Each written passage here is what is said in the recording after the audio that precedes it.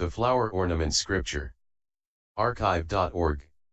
Translated in the Tang Dynasty by the Tripitaka. Master Shramana Shikshananda of Khotan. A translation of the Avatamsaka-Sutra by Thomas Cleary 1993. Note, Thomas Cleary is not a Buddhist monk. Book 29. The 10 Acceptances. Then the great enlightening being universally good said to the enlightening beings, offspring of Buddha, great enlightening beings have 10 kinds of acceptance. If you acquire these acceptances, you will manage to arrive at the stage of unhindered acceptance. What are the 10? They are acceptance of the voice of the teaching, conformative acceptance, acceptance of the non-origination of all things, acceptance of illusoriness, acceptance of being mirage-like, acceptance of being dream-like, acceptance of being echoed, acceptance of being like a reflection, acceptance of being phantom-like, acceptance of being space-like. These 10 acceptances have been expounded, are being expounded, and will be expounded by the Buddhas of past, present, and future. What is great enlightening beings' acceptance of the voice of the teaching? It means when they hear the teachings expounded by the Buddhas, they are not startled or frightened or overawed, they believe deeply, understand, appreciate, aim. 4. Concentrate on, remember, practice, and abide by them. This is called great enlightening beings' acceptance of the voice of the teaching. What is great enlightening beings' confirmative acceptance? It means they contemplate the teaching, investigate it, impartially conform to it without opposition, comprehend it, purify their minds, live correctly by the teaching, apply it, enter into it, and fulfill it. This is called great enlightening beings' second acceptance, that of conforming to the teaching. What is great enlightening beings' acceptance of the non-origination of things? These great enlightening beings do not see that there is anything at all that originates and do not see that there is anything at all that perishes. Why? If there is no origination, there is no perishing, if there is no perishing, there is no extinction, if there is no extinction, they are free from defilements, if they are free from defilements, there is no differentiation, if there is no differentiation, there is no location, if there is no location, there is quiescence, if there is quiescence, there is detachment from desire, if there is detachment from desire, there is no doing, if there is no doing, there is no wish, if there is no wish, there is no dwelling, if there is no dwelling, there is no coming and no going. This is called great enlightening beings' acceptance of the non-origination of things. What is great enlightening beings' acceptance of illusoriness? These great enlightening beings know all things are like illusions and arise from causes and conditions. In one thing they understand many things, and in many things they understand one thing. These enlightening beings, knowing the illusoriness of things, comprehend lands, comprehend sentient beings, comprehend the cosmos, comprehend the equality of worlds, comprehend the equality of appearances of Buddhas, comprehend the equality of past, present, and future, and accomplish various spiritual powers and mystic transformations. Just as illusions are not elephants, not horses, not chariots, not walking, not men, not women, not boys, not girls, not trees, not leaves, not flowers, not fruits, not earth, not water, not fire, not wind, not day, not night, not a day, not a month, not a fortnight, not a year, not 100 years, not an eon, not many eons, not stable, not confused, not pure, not alloyed, not one, not variegated, not broad, not narrow, not many, not few, not finite, not infinite, not gross, not subtle, not anythings at all. Variety is not illusion, illusion is not various, yet by illusion are manifested all kinds of different things. In the same way do great enlightening beings look upon all worlds as illusory, that is, the worlds of action, the worlds of affliction, the worlds of lands, the worlds of phenomena, the worlds of time, the worlds of dispositions, the worlds of becoming, the worlds of decay, the worlds of movement, the worlds of creativity.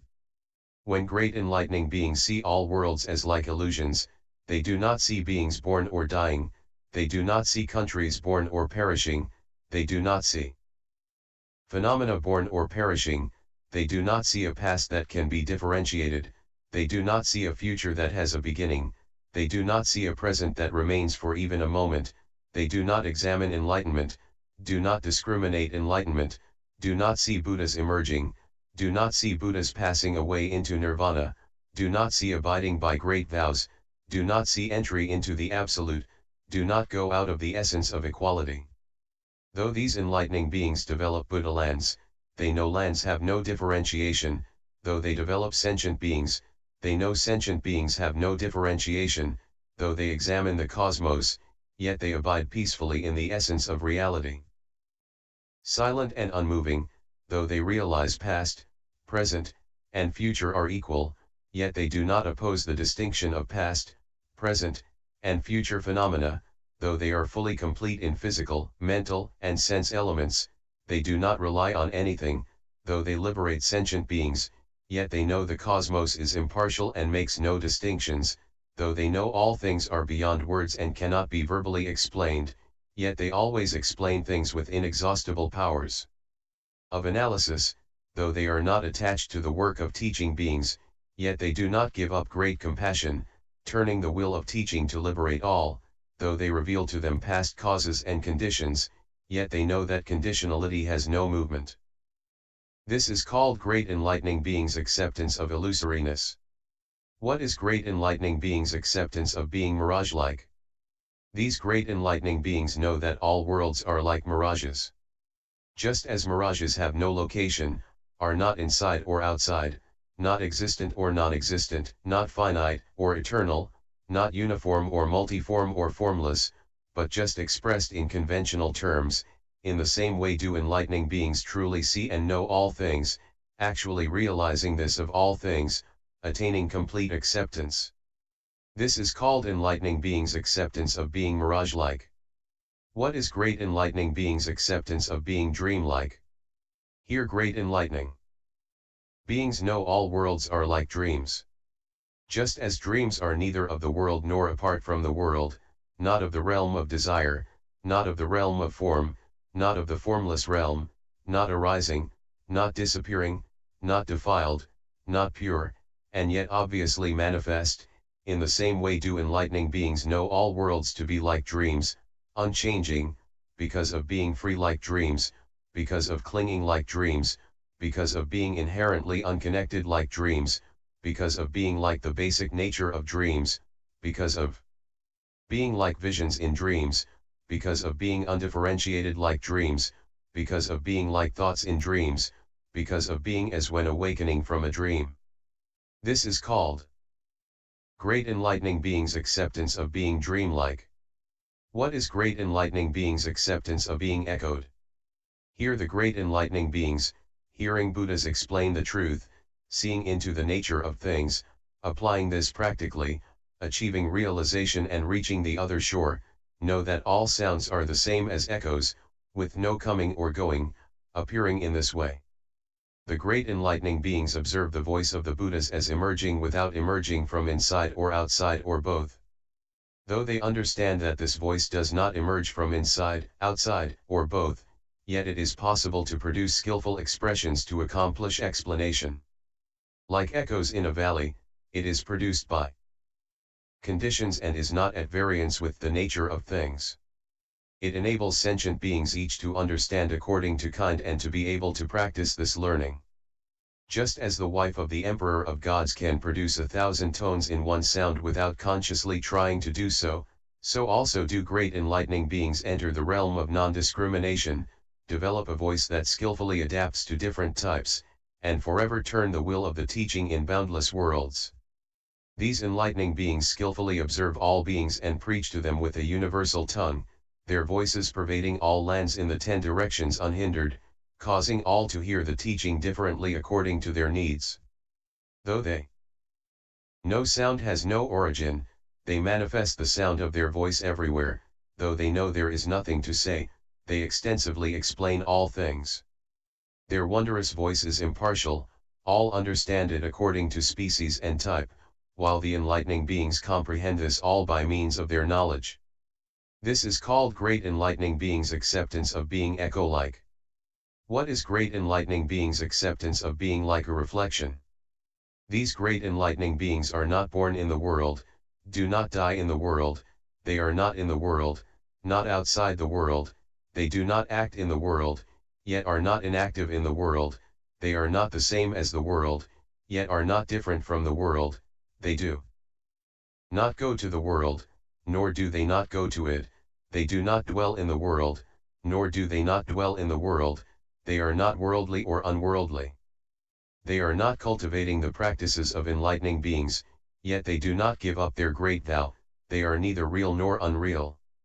Though they always carry out all Buddha teachings, yet they are able to manage all mundane affairs, they do not follow the mundane stream, nor dwell in the religious stream. Just as the sun, moon, men, women, houses, mountains, rivers, springs, and so on, are reflected in anything clear, in oil, water, a jewel, a mirror, and so on, and the reflections are neither one with nor different from the oil, water, jewel, or mirror, are neither separated nor united, not flowing along in river currents, not sinking in lakes or wells, appearing therein without being affected, and people know that such and such a reflection is in such and such a place and not elsewhere, and, though things far and near cast their reflections, there is no corresponding distance of the images from one another. Similarly, great enlightening beings know their own bodies and others' bodies are all spheres of cognition and do not understand them dualistically as self and others, and simultaneously appear in their own lands and other lands. Just as there are no roots, sprouts, stalks, nodes, branches, or leaves in a seed, yet it can produce these things, so also do great enlightening beings distinguish duality in that which is non-dual, their skill in means completely fluid and all-encompassing, without blockage. This is called great enlightening beings' acceptance of being like a reflection. When great enlightening beings achieve this acceptance, though they do not travel to the lands of the 10 directions, yet they can appear in all Buddha lands, neither leaving here nor going there. They are like reflections appearing everywhere, unhindered wherever they go, causing sentient beings to see different bodies with the same appearance of solidity as the world.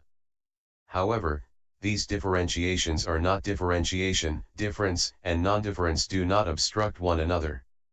These great enlightening beings are born from the lineage of the Buddhas, their bodies, speech, and minds are pure and unimpeded, so they are able to acquire pure bodies of boundless forms. What is great enlightening beings' acceptance of being phantom-like? These great enlightening beings know all worlds are like phantoms, that is, all sentient beings are phantoms of mentalization, being created by consciousness and thought, all worldly realms are phantoms of acts and conditioning, being created by discrimination, all pain and pleasure are phantoms of delusion, being produced by arbitrary clinging, all worlds are phantoms of unreal phenomena, being made apparent by verbalization, all afflictions are phantoms of discrimination, being created by thoughts. There is also the phantom of pure pacification, being manifested by non-discrimination, the phantom of not changing through time, because of the equality of the uncreate, the phantom of enlightening beings' willpower, because of their extensive practices, the phantom of Buddha's great compassion, based on expedient demonstrations, the phantoms of means of teaching, being expounded by wisdom, expertise, and intellectual powers. Thus do enlightening beings know mundane and transmundane phantoms, they know them by direct experience, with extensive knowledge, boundless knowledge, factual knowledge, independent knowledge, true knowledge, incapable of being overturned by false views, going along with the events of the world without loss or corruption. Just as a phantom does not arise from the mind or from mental states, does not arise from action, does not experience consequences, is not born in the world, does not die in the world, cannot be pursued, cannot be grasped or touched, is not long-lasting, is not momentary, is not acting in the world, is not apart from the world, is not bound to one location, is not ubiquitous, is not finite, is not infinite, does not weary or rest, is not unwearying or unceasing, not ordinary, not holy, not defiled, not pure, not born, not dead, not wise, not foolish, not seen, not unseen, not based in the world, not entering the reality realm, not clever, not dull, not grasping, not non-grasping, not birth and death, not nirvana, not existent, not non-existent.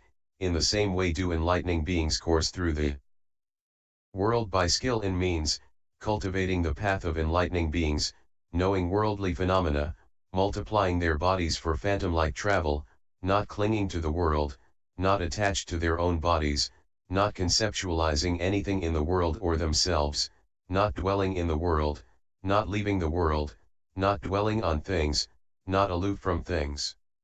Because of their fundamental vow they do not abandon a single sentient being, they do not guide only a few sentient beings, they do not discriminate things yet are not indiscriminate. They know the nature of things has no coming or going, and though they have no existence, they fulfill the Buddha teachings, knowing everything is like a phantom, neither existent nor non-existent. When great enlightening beings thus abide in acceptance of being phantom-like, they are able to fulfill the path of enlightenment of all Buddhas and benefit living beings. This is called enlightening beings' acceptance of being phantom-like. When great enlightening beings achieve this acceptance, like magicians, everything they do is phantom-like. They do not dwell on anything in any Buddha land, do not cling to the world, tirelessly proceed toward enlightenment without producing false ideas about the Buddha teachings, cultivate the practices of enlightening beings, and get rid of delusion. Though they have no body, yet they manifest all bodies, though they have no abode, yet they abide in myriad Buddha lands, though they have no form, yet they manifest myriad forms, though they do not cling to ultimate truth, yet they clearly perceive the essential nature of things, impartially and completely. These great enlightening beings, not relying on anything, are called liberated, having shed all errors, they are called disciplined, entering the congregations of all Buddhas everywhere without moving, they are called masters of spiritual power, well versed in the truth of non-origination, they are called unregressing, imbued with all powers, which even mountains cannot impede, they are called unobstructed. What is great enlightening beings' acceptance of being space-like? These great enlightening beings understand that all phenomena are like space because they are signless, all worlds are like space because they have no origin, all things are like space because they are non-dual, all actions of sentient beings are like space because they have no course, all Buddhas are like space because they have no discrimination, all Buddhas' powers are like space because they have no distinctions, all meditation concentrations are like space because of equality of past, present, and future, all the principles the Buddhas teach are like space because they cannot be explained in words, all Buddha bodies are like space because they have no attachment and no obstruction. In this way enlightening beings, by means of the device of being space-like, comprehend that all things have no existence. When great enlightening beings comprehend all things by the knowledge that recognizes and accepts their space-like nature, they acquire space-like bodies, space-like physical action, space-like speech, space-like minds, and space-like mental action. Just as space, the harbor of all things, is not born and does not perish, so also are all the bodies of realities of great enlightening beings unborn and imperishable. Just as space is indestructible, similarly are the powers of knowledge of great enlightening beings indestructible, just as all worlds rest in space while space rests on nothing, similarly all true teachings rest on great enlightening beings while they rest on nothing. Just as space, without any origin or destruction, can hold the origin and destruction of all worlds, similarly great enlightening beings, without aim or attainment, can show aim and attainment, causing all worldlings to cultivate purity. Just as space, without direction or angles, can manifest innumerable directions and angles, similarly great enlightening beings, without actions or consequences, are able to show all kinds of actions and consequences. Just as space is not walking or standing yet can reveal all kinds of postures and movements, similarly great enlightening beings are not walking or standing yet can differentiate all movements. Just as space is not form and not form, yet can reveal all kinds of forms, similarly great enlightening beings are not mundane corporeality or transmundane corporeality, yet can manifest all forms. Just as space is not old or new, yet can perdure, revealing all things, similarly great enlightening beings are not ancient or recent, but can perdure, revealing the practices carried out by enlightening beings. Just as space is not clean or dirty, yet is not apart from cleanness and pollution, similarly great enlightening beings are not obstructed or unobstructed, yet are not apart from obstruction and non-obstruction. Just as all worlds appear to space while space does not appear to all worlds, similarly all things appear to great enlightening beings while great enlightening beings do not appear to all things. Just as space penetrates everywhere, without boundaries, similarly great enlightening beings penetrate all things, yet their minds have no boundaries. Why is this? Because enlightening beings' doings are like space. That is to say, all their practices, all their purifications, and all their accomplishments are all impartial, of one substance, one flavor, one essence, of the same measure as space, pure and all-pervasive. Thus do they witness and know all things without fabricated notions of things, purify all Buddha lands, perfect all supporting bodies, comprehend all realms without confusion, embody all powers, which are indestructible, fulfill all virtues, which are boundless, arrive at the realm of all profound truths, master the paths of all ways of transcendence, sit on all adamantine seats of enlightenment everywhere, utter all voices adapting to all species, and operate the cycles of the teaching for all worlds according to proper timing. This is called great enlightening beings' acceptance of being space-like. When great enlightening beings attain these acceptances, they acquire a body that does not come from anywhere because it does not go anywhere. They acquire a birthless body, having no extinction, they acquire a motionless body, having no disintegration, they acquire an insubstantial body, being beyond falsehood, they acquire a uniform body, being formless, they acquire an infinite body, the power of Buddhahood being infinite, they acquire an impartial body, being the same characteristic of thusness, they acquire an undifferentiated body, seeing past, present, and future as equal, they acquire a body that reaches everywhere, their pure eye perceiving equally, without obstruction, they acquire a body free from the realm of desire, knowing that all phenomena neither form nor dissolve, they acquire a body as boundless as space, their store of virtue being as inexhaustible as space, they acquire a body of endless knowledge of the equality of the nature of things, knowing the forms of all things are one form, and their nature is natureless, like space,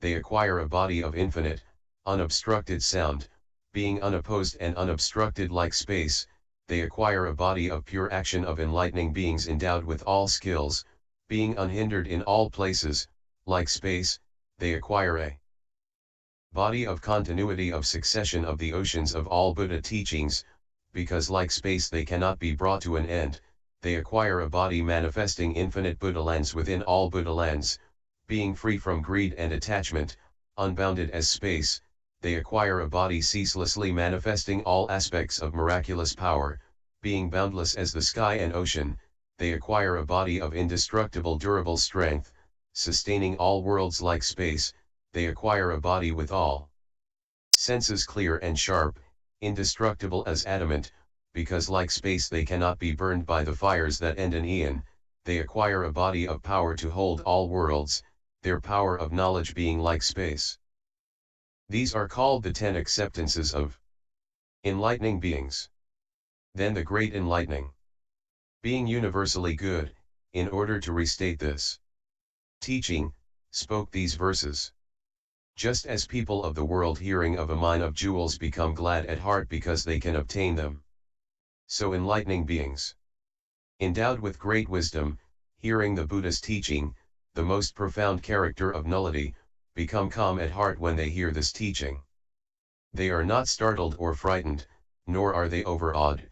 Great beings seeking enlightenment, hearing this grandiose message, minds pure, able to accept, have no doubt about it. Thinking to themselves that by hearing this exceedingly profound and subtle teaching they will become omniscient guides of heaven and earth, enlightening beings, hearing this message, are very glad at heart. Producing steadfast determination, vowing to seek the Buddhist truths, because they incline to enlightenment their minds are gradually tamed.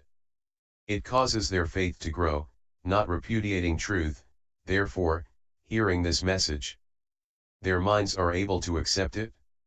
Immutable, stable, they cultivate enlightening practice, in their quest for enlightenment.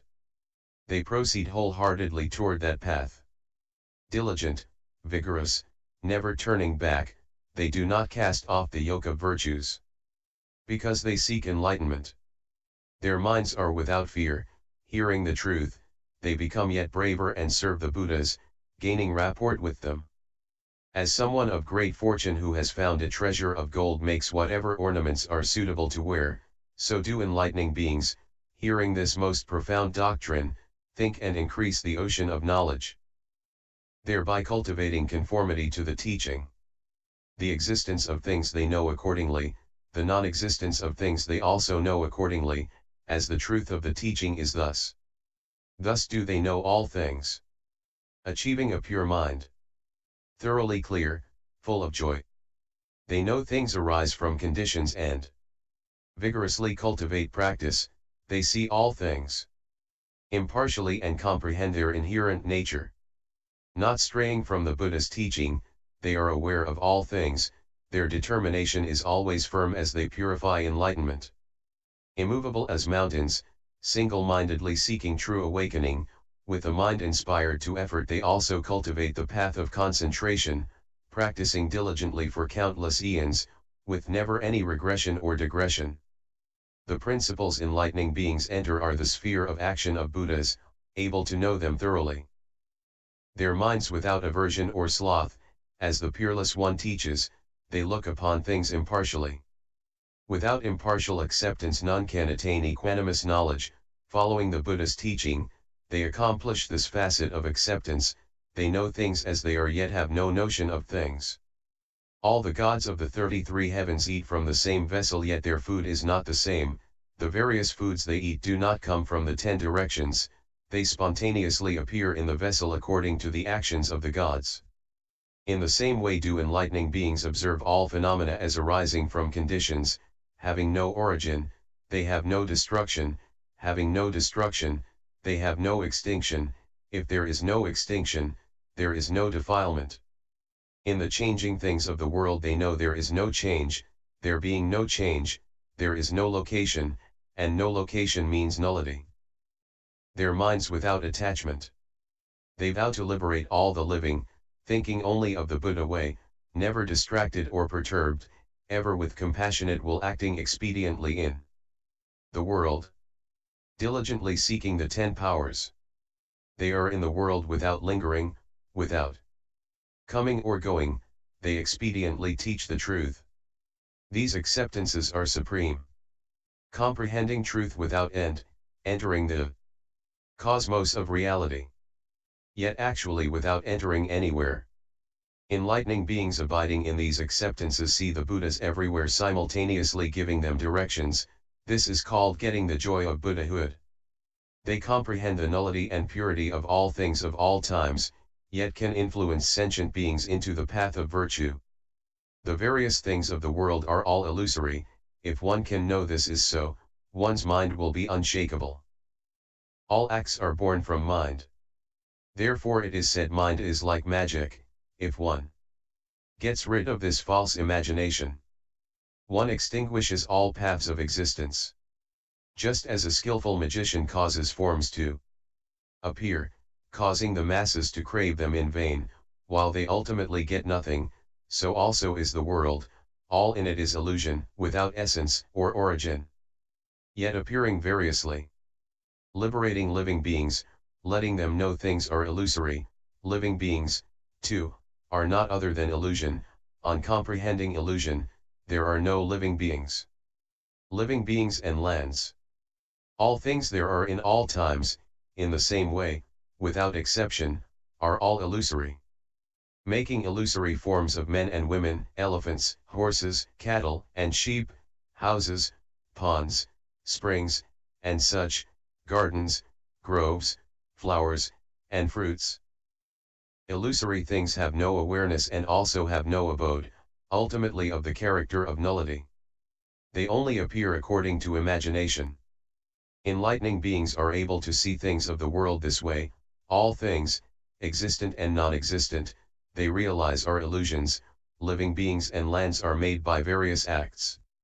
Entering the realm of illusion, they have no attachment therein, thus attaining skillfulness. They are tranquil, free from folly. In the state of non-obstruction, manifesting great power everywhere, the courageous offspring of Buddha accordingly enter the sublime teaching, accurately perceiving all conceptions as wrapping up the world in their mesh. The conceptions like mirages causing beings to misunderstand. Enlightening beings, knowing conceptions well, get rid of all delusions. Living beings, each different, are not the same in form and type. Enlightening beings understand these are all conceptions, all without true reality. All beings in the 10 directions are shrouded by conceptions. If they would give up erroneous views, they would end their conceptions of the world. The world is like a mirage, differentiated because of conceptions. Knowing the world is an ideation, one is freed from delusion of thought, view, and mind. Just as a mirage in the heat people think is water. Yet the water does not exist and the wise should not seek it. The same is true of sentient beings. Worldly states are all non-existent. Like mirages, existing in the perception, this is the realm of the unobstructed mind. If one detaches from conceptions, one will get rid of false descriptions, liberating all the ignorant who are attached to ideas. Avoiding pride and conceit, eliminating conceptions of the world. Dwelling on the point of extinction and infinity, this is enlightening beings' method. Enlightening beings realize things of the world are all like dreams, neither having nor lacking location, eternally null in essence. All things have no discrimination. Like dreams, they are not different from mind. The worlds of past, present, and future are all like this. The substance of dreams has no birth or destruction and also has no location. The 3 worlds are all like this. Those who see this are freed in mind. Dreams are not in the world, nor are they unworldly, not discriminating these two. One enters the stage of acceptance. Just like seeing in dreams various different forms, so also is the world no different from a dream. Those in dream concentration realize all in the world is like a dream, not the same and not different. Not one and not various. The acts of beings and lands, polluted and pure, they understand all are equal to dreams. The practices of enlightening beings as well as their great vows they understand are all like dreams, no different from the world. Realizing the world is empty, they do not destroy the things of the world. Like long, short, and such forms, as seen in a dream. This is called acceptance of the dream-like, understanding things of the world. By this, one swiftly attains unhindered wisdom to liberate sentient beings. Cultivating such practice produces broad understanding. Knowing well the nature of things. Without mental attachment to things. All the various sounds and voices of all realms of the world are not internal or external.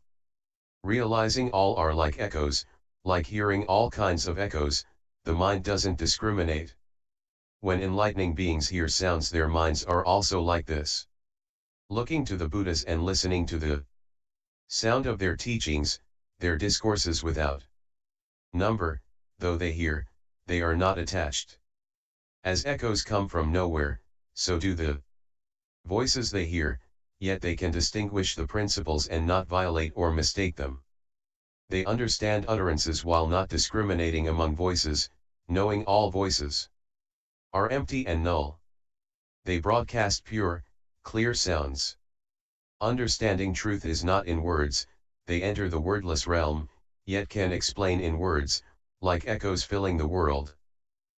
They know the ways of speech and are vocally well equipped, while knowing the nature of sound is null. They speak the language of the world. According to the voice of the world they show the same differentiations, their voice pervading everywhere, awakening living beings. Enlightening beings, attaining this acceptance, influence the world with a pure message, skillfully explaining past, present, and future, without attachment to the world. Because they want to help the world, they single-mindedly seek enlightenment, while always entering the nature of things without discriminatory thought therein. They see all worlds to be null, devoid of intrinsic nature, yet always cultivate practice intently in order to benefit beings. Not dwelling in the world, not leaving the world, they do not rely on anything in the world, reliance cannot be found. They know the nature of the world and are not attached to that nature. While they do not rely on beings, they teach beings to transcend. They know the inherent nature of everything in the world, understanding things are not dual, they still have no attachment to non-duality. Their minds are not apart from the world. Nor do they dwell on the world, it is not outside the world that they cultivate all knowledge. Just as reflections in water are not inside or outside. Enlightening beings seeking enlightenment know the world is not the world. They do not dwell in or leave the world. Because the world is inexplicable, and they are not inside or outside. Appearing in the world like reflections. Entering this profound truth, they are thoroughly purified, not giving up their original vow, they are radiant lamps of wisdom. Worlds without bound their knowledge enters, all equally, edifying beings everywhere. They cause them to give up attachments. Contemplating the most profound truth, aiding living beings. Henceforth they enter into knowledge and cultivate all its ways. Enlightening beings examine all things, clearly realize all are like phantoms. And carry out phantom-like practice, never giving it up. Conforming to phantom-like nature, they practice the way of enlightenment, all things are like phantoms. And so is enlightening beings' practice. All worldly realms and infinite acts are equally phantom-like, ultimately resting in nullity. The Buddhas of all times are all like phantoms too, originally vowing to perform certain deeds. They metamorphose into Buddhas. Buddhas liberate phantom beings by great kindness and compassion. The liberation is also phantom-like, by phantom power they teach them. Knowing the world is all phantom-like. They do not discriminate worldly realms, phantom phenomena, various, different. All come from differences of action. Cultivating enlightening practices. Adorning phantom treasuries. With the rays of infinite goodness they make the world according to deeds. Phantom-like things are beyond conception, and they do not conceptualize things. Both things and concepts are null and void, such is enlightening beings' practice. The sea of phantoms understood by knowledge. The phantom nature stamps the world. Phantoms are not things born and perishing. The same is true of knowledge. The 10th acceptance clearly sees sentient beings and phenomena are null and void in essence, like space, with no location. Attaining this space-like knowledge, one is forever free from grasping and clinging, like space, it has no variation and is unobstructed in the world. Achievement of acceptance of being like space is, like space, inexhaustible, objects are like space, yet one does not think of them as space. Space has no intrinsic nature.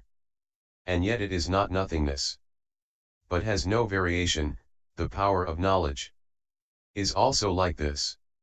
Space has no beginning, no middle, and no end, its measure cannot be found, enlightening beings' knowledge is also thus. Thus observing the nature of things, all like space, with no origin or destruction, is the attainment of enlightening beings, themselves abiding in the principle of being space-like. They also explain it to others, conquering all demons, this is the method of the acceptances. The distinctions of features of the world are empty, without any marks, entering into signlessness, all signs are equal. By one single means they enter all worlds, that is knowing that all things in all times are in essence equal to space.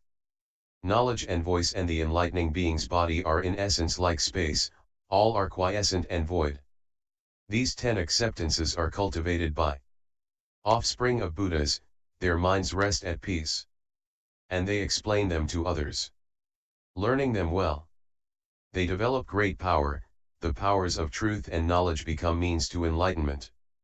Arriving at these acceptances, they achieve unobstructed knowledge transcending the masses and turn the unexcelled will of the teaching. The great practices they carry out are beyond measure, only the ocean of knowledge of the tamer can know them in detail. Giving up their egos to cultivate practice, they plunge into the profound nature of reality, their minds always dwelling on pure truths. These they give to others. The number of living beings and atoms in lands may be known, but no limit can be ascertained to the virtues of enlightening beings. Enlightening beings are able to accomplish these 10 acceptances, their wisdom and their conduct no sentient beings can fathom. End chapter.